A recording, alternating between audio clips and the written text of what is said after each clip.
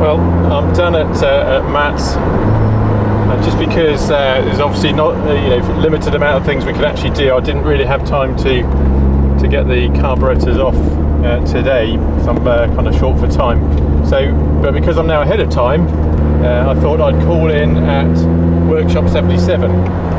It's been on my list of places to call on for some time since they've moved to their new place. They don't know I'm coming, so it may be that Dave's not in, but we'll see what happens when we get there.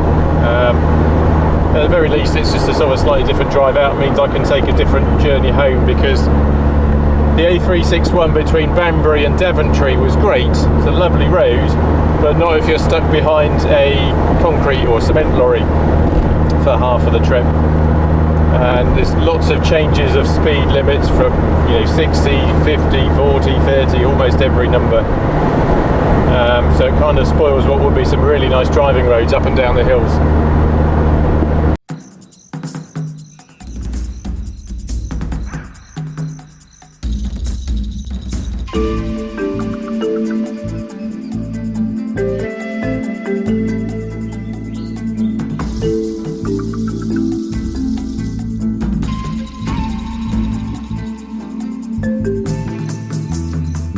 But this is the trim room. So this is Julie's little domain, and she's busy right now sorting out the interior for the 90.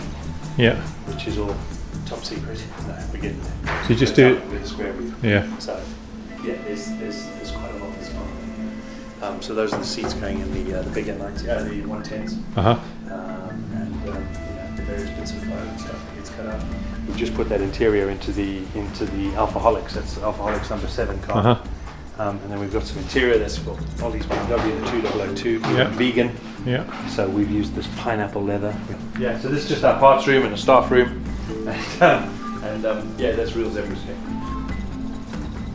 Yeah. Everywhere should have something made of real zebra. It's all a tad messy down here because we've just stripped up the next donut for the landing. So that's all come apart, and it's we have the chassis, the new chassis over there. Yeah. This is the 38 pickup, and it's a 1971 Torino motor in there. So I think it was dynoed at 259 brake, which is plenty for a 1938 pickup. But we're getting there slowly. It's taken a lot of modification. So we've got some cool seats which are heated. Yeah, so sort of bomber style these.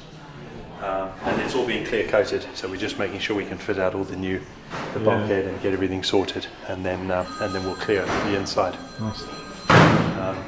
So it'll be cleared a bit like that. Yeah. Just see little Cinquecento, the 500. But this is it's terribly dusty in here, man. Yeah, I can't tell the dust on here. It's fine. Okay. Yeah. Cool. It's not that good.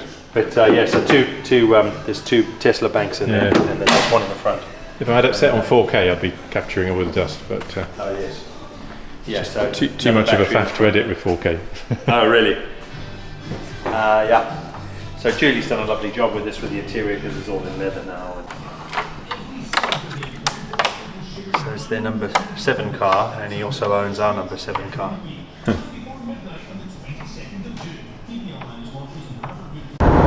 So it's great to catch up with David at Workshop 77, or Oshe Design, and look at all the things he's up to. Got some really exciting things he's working on for the future.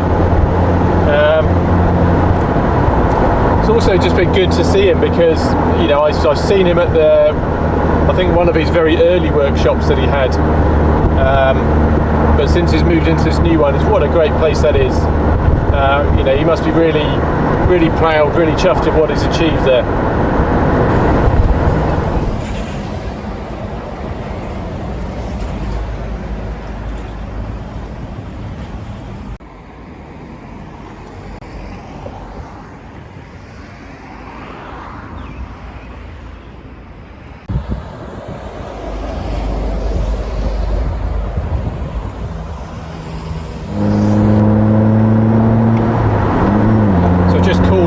I've been meaning to stop there before when I drove past John's Motors in Foster's Booth. Cracking place. He's got all sorts of things going on there. A little museum with with a whole bunch of Minis and Jaguars and stuff. He's doing a Mini Cooper S up in the back, a sort of mid-60s one with a Downton engine. Lovely little place. He says lots of people tend to kind of, you know, see it, stop, have a photo and off I go again. But nice when they come in and say hello.